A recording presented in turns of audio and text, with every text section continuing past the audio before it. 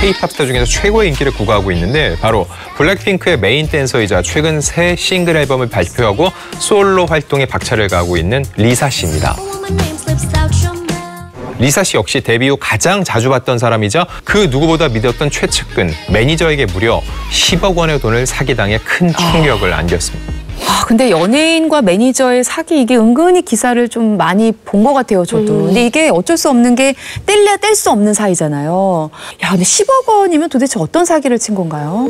네, 이 사건은요. 2020년 6월 한 매체의 보도를 통해서 처음 알려졌습니다. 리사의 매니저인 A씨가 리사와의 친분을 이용해서 한국 부동산에 대해서 너가 잘 모르니까 내가 알아봐 줄게 라는 명목으로 리사에게 10억 원의 돈을 요구한 일입니다. 네, 근데 2020년이면 리사 씨의 나이가 23살이었을 때고요. 또 외국인이다 보니까 사실 한국 부동산 사정을 알기는 너무 어려웠을 거라 그 점을 너무나 악의적으로 악용한 거네요. 정말 악용한 케이스인데요. 심지어 이 매니저 A씨 같은 경우는 데뷔 전부터 리사가 어린 나이에 이 타국에서 힘든 연습생 생활을 버티게 해준 사람이었다고 해요.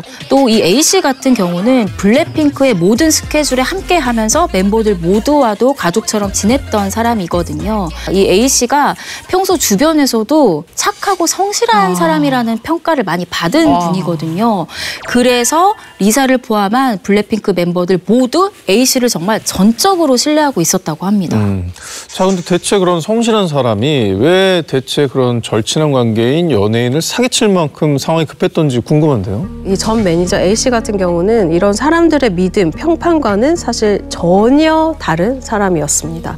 잦은 유흥업소 출입은 물론이고요. 불법 스포츠 도박까지 손을 대면서 빚이 정말 눈덩이처럼 막 불어난 거죠. 그러니까 유혹에 넘어간 겁니다. 리사의 정상금에 눈독을 들이기 시작한 거예요.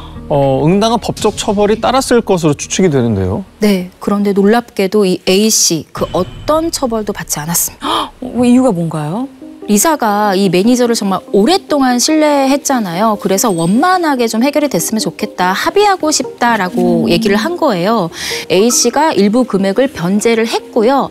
나머지는 변제 계획에 합의한 후 소속사를 퇴사를 했어요. 그러니까 천천히 갚겠다 이런 내용이었겠죠.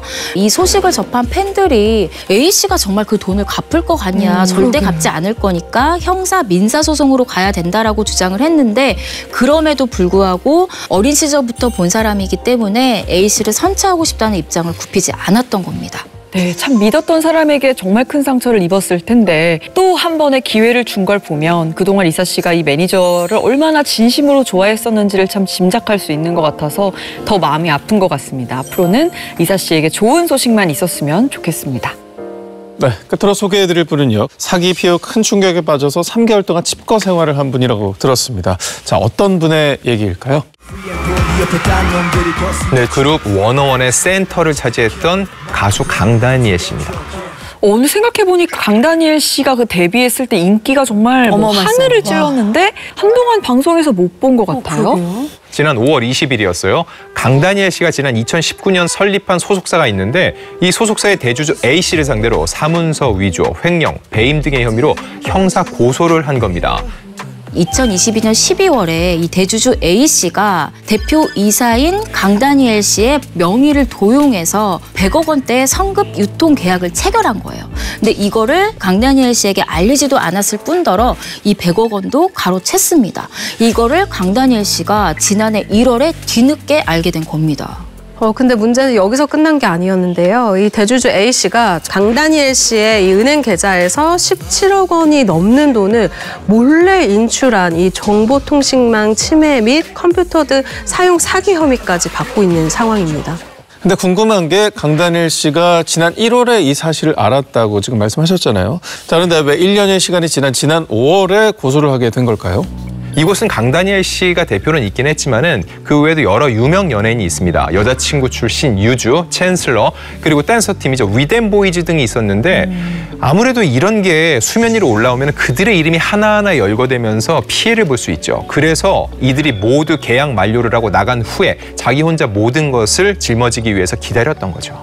네, 올해 5월에 그러면 모든 아티스트들의 계약이 만료되고 형사고소가 진행된 거면 이 소속사는 사실상 좀 폐업 상태가 된 건가요? 네, 지난 5월 기점으로 해서 직원 20여 명이 정리해고 및 퇴사 조치됐고요. 소속 가수들 역시 전속 계약 만료 후에 모두 회사를 떠났습니다. 그리고 원래 강남구 신사동 소재 소속사 사옥이 있었는데 이 역시 올해 초 정리가 됐고요. 강다니엘 씨도 한 달 뒤인 6월 계약 만료로 회사를 나와서 현재는 폐업 절차를 밟고 있는 상태입니다. 강다니엘 씨가 6월에 이 SNS를 통해서 이번 사건과 관련해서 처음으로 심경을 남겼어요. 지난 5년이라는 시간 동안 저에게 울타리가 되어주고 또 한편으로는 책임감을 배우게 해주었던 소속사와의 여정이 막을 내렸습니다. 라면서 지금껏 늘 그랬듯 묵묵히 열심히 헤쳐나가 보려고 합니다. 라고 씩씩한 모습을 보여줬습니다. 살면서 누구나 쉽게 겪지 못할 일을 그것도 어린 나이에 굉장히 임팩트 있게 겪은 거잖아요. 이로 인해서 강다니엘 씨가 3개월 동안 치과 생활을 했다고 해요. 이 치과 생활을 하는 동안 13kg이 빠졌다고 합니다. 그리고 집에서 게임만 하고 밥도 하루에 한 끼 먹고 머리도 엄청 장발로 길었다고 하고요. 사회적 고립감이 엄청나게 심해져서 그때 이러다가 사람이 정말 미치겠구나 이런 생각을 했다고 하고요. 힘든 일을 겪은 만큼 남은 시간 동안에는 이 좋은 일이 더 많이 생길 거라고 생각을 합니다. 네, 벌써부터 좀 그런 것 같은 게 최근 강다니엘 씨가 많은 분들의 응원 속에서 컴백 소식을 전해줬어요. 네. 그러면 새로운 보금자리를 찾은 건가요? 네, 지난 7월 새로운 소속사와 계약을 맺었고요. 고민도 하지 않고 그동안 함께해온 스태프들과 의리를 택했다고 하는데 그 결과 지난 9월 23일 1년 3개월 만에 컴백을 했고 요즘은 이런 아픔을 딛고 30세기 잘 챙겨 먹으면서 증량도 하고 있다고 하는데 얼마 전에 컴백 기념 인터뷰도 진행이 됐거든요. 그때 이런 사건을 겪고 어떻게 버텼냐라는 질문에 대해서 결국은 음악이라고 답변을 했습니다. 앞으로도 좋은 음악을 통해서 남아있는 힘든 시간도 이겨내는 힘을 얻었으면 좋겠습니다.